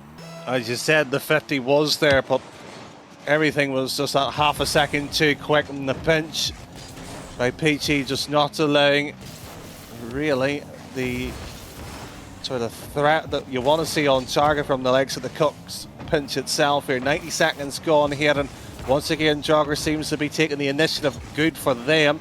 As you said, momentum somewhat from the last game, but not as good as the opening series itself. As Peachy and Monkey Mode link up again for another play, it doesn't quite go into the net, but it's still another chance for Iovi to not Draugr. But another one through. Monkey Mode does, though. He wins the 50 against Barca, making it 2-0. Draugr really feeling themselves here, and it looks like both teams are just trading blows in each game. It looks really interesting for the future games. Well done. 5 goals effectively scored across the 3 games now. It will be goal number 6 for the entirety of the team, to the output of 2 at the moment here. So Draugr are getting into the swing of things now here. Monkey Mode gets a hat-trick in Game 3, but with 3 minutes left on the clock, Iovi still have time to hopefully tie up the score. But with this defense and from Iovi and the pressure from Draugr, it's looking unlikely. But anything can happen in 3 minutes of time. It's still more than half the game left. Iovi just really need to lock it in here and hopefully push through and get that series win. There will be a case here of what Iovi can put on for resistance, as they have very much here allowed the door to be opened, walked through, and you can see the footprints here when they've just went through. That will be a decent save by Peachy, and Monkey not able to eventually get on to the eventual clearance that was put through here. It's another Paul through the middle here. Sloth will get a bump here. Not in the right projection to end up where the second man wanted it. Pressure's changing in the second half of the game. Iovi trying to just keep that ball in the blue team half. It's looking decent pressure-wise. Saves are coming out, shots are going on target. Nothing quite through yet. Both teams just trying to pressure one another. Draugr trying to keep that scoreline 3-0. Iovi trying to tie it up. But both teams without any sign of giving up. Last man here. You would like to expect that the spirits are at least somewhat high here at 1-1 here, but 3-0 in the third. Well, it is 3-1. It was a fabulous demo, and it might just at least see for about the next 90-odd seconds here what Iovi can put on here. Simon Board potentially turning the tides, dancing on the ground and in the air past the Draugr defense. The scoreline becomes a 2-0 gap with a minute 30 left. Peachy Boy's turn to go up in the air. He gets one reset. He goes to the Musty. Gets intercepted by Barca.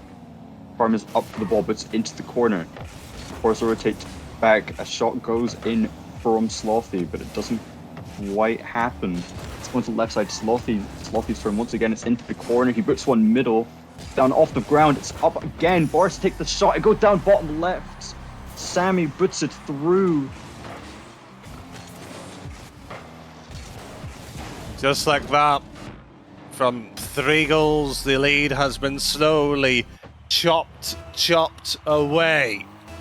A very series itself here, just showing that the lead is not safe here, but the way it's been getting tighter and tighter, it might just be a close affair here, and that will be goal number 3. 6 goals have been scored, quite pretty much even on both of the 2 major factors, series and goals here.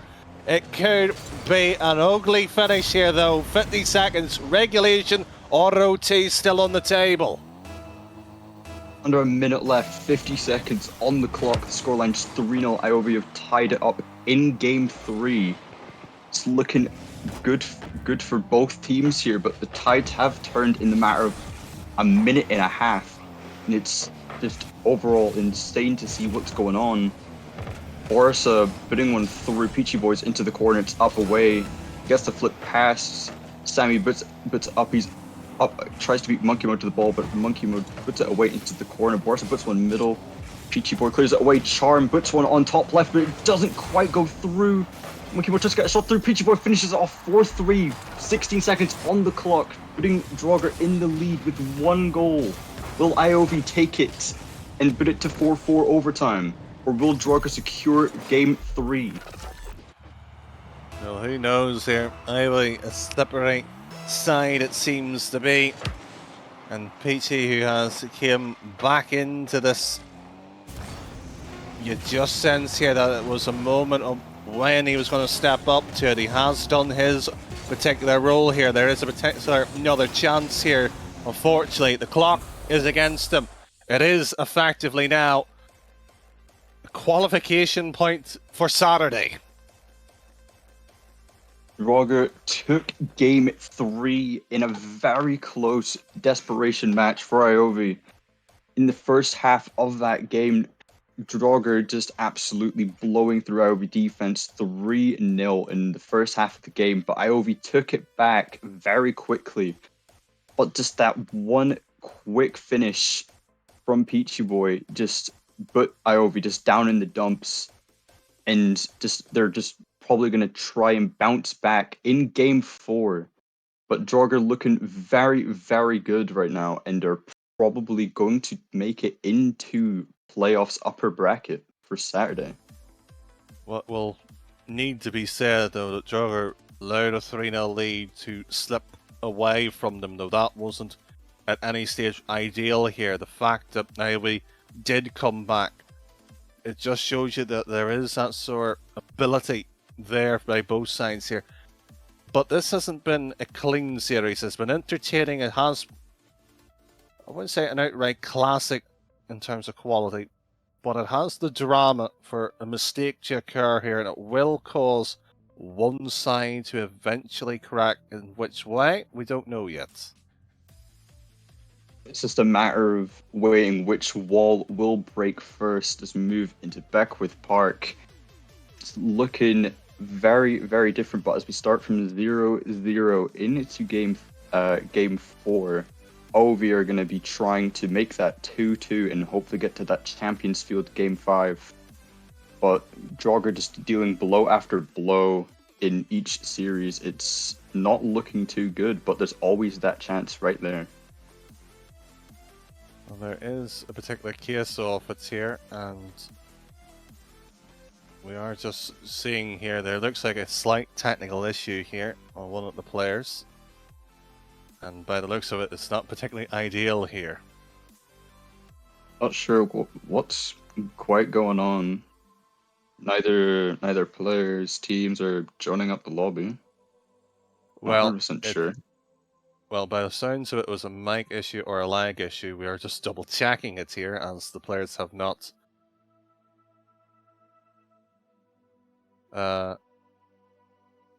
ideal here. They've got a rough bit of time here to allow it to be fixed. They haven't got it, and we might need to get a rule check here, because by the looks of it, Draugr might be needing a technical sub here. And do you know what? This might change the tide here, because that was the particular issue that might be the problem here.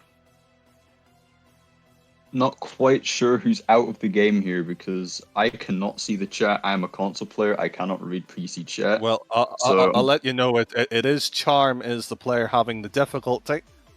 We are double checking whether the sub should happen mid-series. If not, this might be an awkward 2v3 here with a series advantage to them. Things are looking up to Iovi. Just the roll of the dice that gets a 6.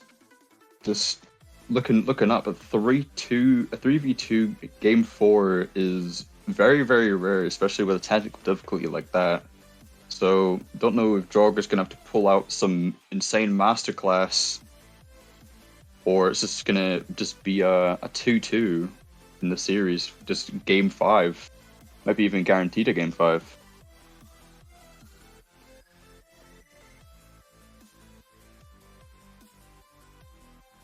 Right, and by the looks of it here, what might be a particular case where the rules are just being double checked here, and by the looks of it, we might need to speak to the teams themselves as well here. But it looks like there will be a sub coming in. We'll just double check if they're ready, and hopefully we will have a clean game 4. So Draugr getting the sub in that they've needed. Looks like it's going to be the 3v3 that we have been looking for. in game 4. Both teams not quite ready to join yet. IOV was looking pretty ready, but no one joining yet on Draugr. IOV seems ready to go, waiting for Draugr to get going. Well, that seems to be a bit of an odd one here, because the sub has came, but Charm is coming back here. This is now becoming an ugly situation here, and Draugr is, and I'm going to put it politely here, testing my patience at the moment here. If you're going to have an issue, yes, get it somewhat tested here, but do you know what here? This is now becoming slightly problematic. Issues left the game, Charm's coming back. It's going to be same rosters. Nothing's going to change other than a slight delay in the game timing. But both teams are ready to go for kickoff. Well, it is, but I just would like to point out here, and certain people might need to be taught a lesson here by the man himself arc of about 5 minutes here. I think we're near a very dangerously territory of reaching that time limit, and potentially a forfeit may have been given there. But the fact that the one side didn't know whether have a sub coming back here, yes, take the time, get the call right here, but do you know what here? So some people might need to learn how to be quiet in situations like this. Draugr's playing that nothing happened though. Just getting their feet in the ground and just kicking off already. Just keeping that ball into the orange half. Putting the pressure on IOV. Not sure what's going on, but Monkey Mode puts a clear all the way over, but it goes straight back to IOV possession. Slothy's gonna try to get the ball past, he does, but it's into the midfield, it's stuck in the air. Puts one back into the other corner, and a slight accident in the corner there between Sammy and Borsa. Little bump. But it's up to Peachy. Doesn't quite go for it from low boost. Monkey Mode sending the 50 all the way back into the other half to Peachy. Borsa with no boost, not quite getting some power on the ball. It's back into Draugr's possession once again.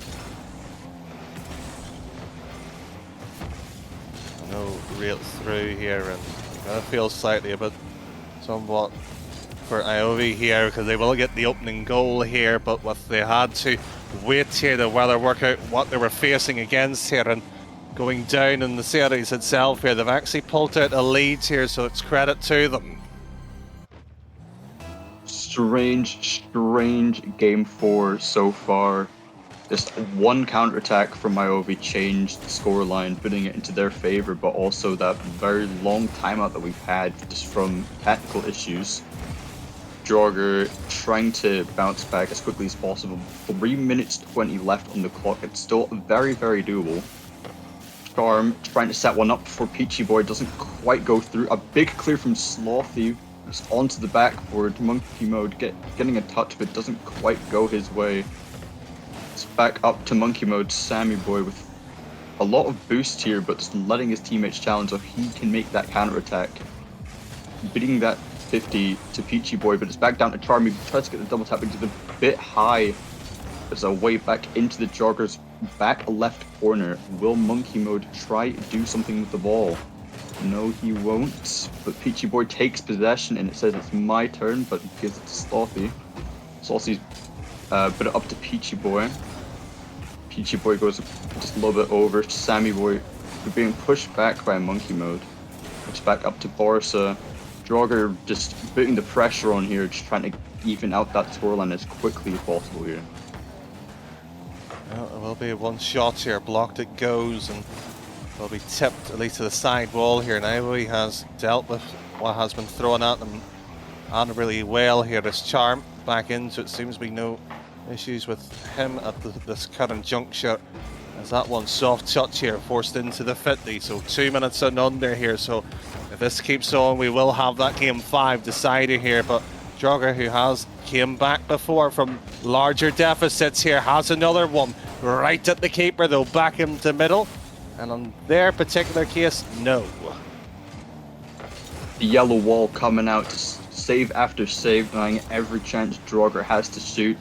No matter what play they make, someone from IOV's there to just get the ball out of there. Draugr having possession, Monkey Mode puts it through from a downwards pass from Peachy Boy off the ceiling. Scoreline's 1-1, 1 minute 31 left on the clock in Game 4. This really changes the outcome of what could happen if there is a Game 5. Good, Joe.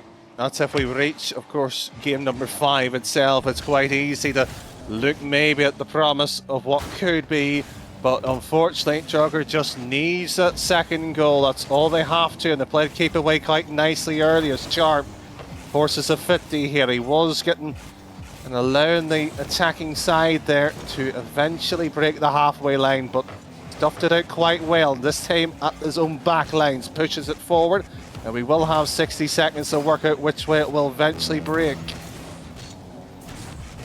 1 minute left on the clock. Just both teams trying to get each other to crack. Sammy with a shot onto target. Monkey Mode's there to get the save. Borsa tries to put one through into the midfield. No pinch happens. A shot up from Slothy. Monkey Mode puts up high. Charm does not go for it and lets Sammy and Slothy take control. It's back into the other half. It's back into blue half. It's almost in the box, but it's not quite there. Sammy Boy puts it high, but Monkey Mode takes control. Gets the reset, but it doesn't quite go his way. Charm takes control. It's his turn to try make a play. It's him versus the world. Slothy shuts him down though. Peachy Boy sending a back pass down.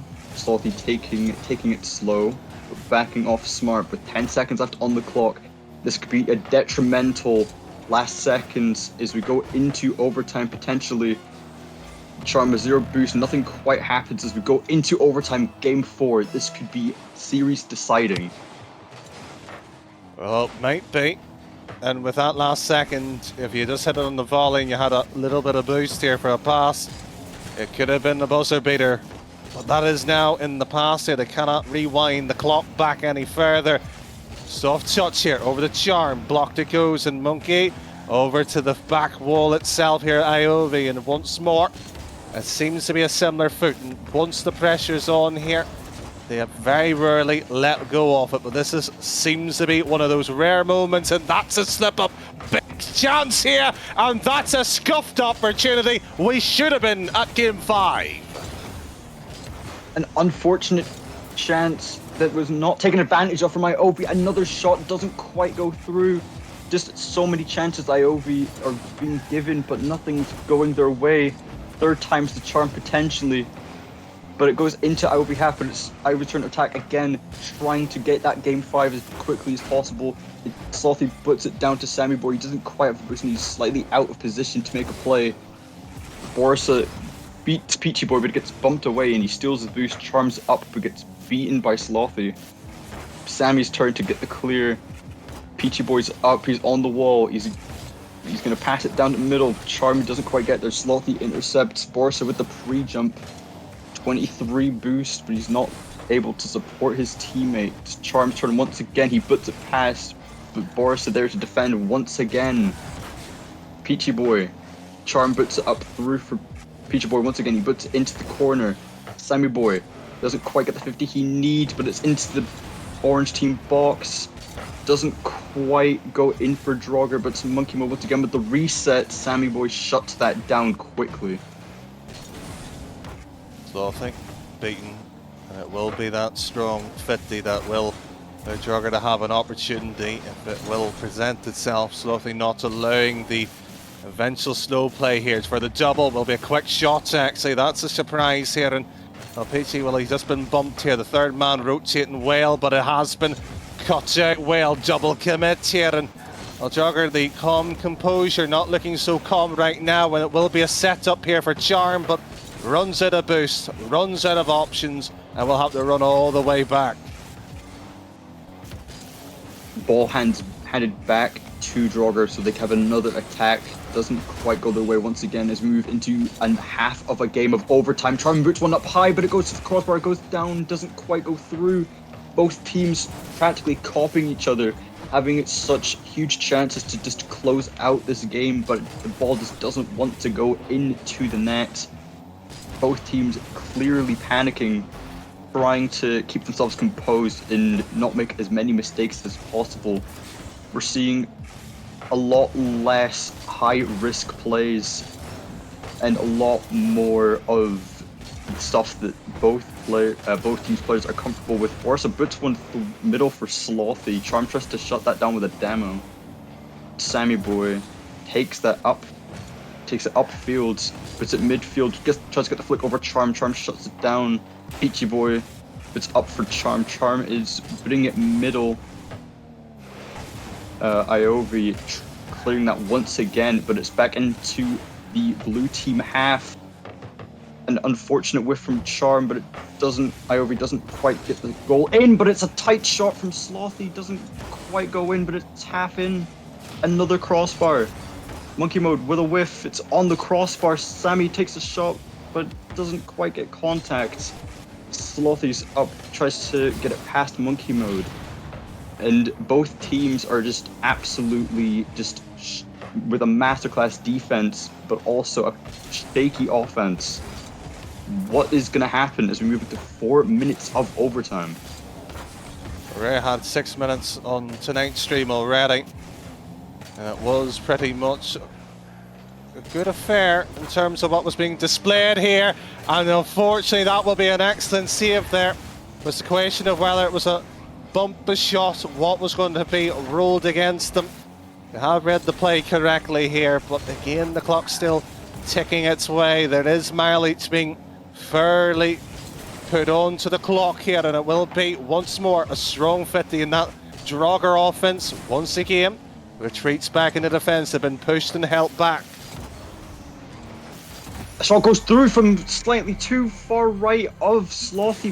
Monkey Mode puts one through with almost a full second game of overtime. Draugr takes the series and get into Saturday upper bracket. Unfortunate loss from Iovi. Draugr edge it through in game 4. What a series.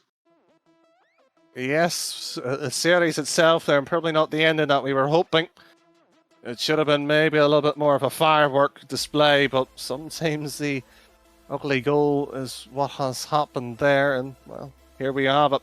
It is 2-1 in particular that game, but 3-1 more importantly on the series, and when Draugr moves on, Lovey will be dropping down to the lower bracket for, of course, Saturday as the statistics run on by. We'll see the MVP shortly, but your thoughts here on this series? An absolute just a roller coaster of emotions. So many ups and downs for both teams. Draugr in game 1 looking fabulous. Second game, it was Iovi's turn to show what they could do. Game 3, Draugr edge out on top.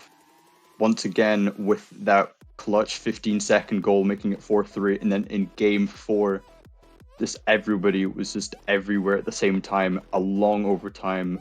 There's a lot of pressure on their minds. Just unfortunate loss from Iovi, but Draugr, congratulations for making it through into upper bracket.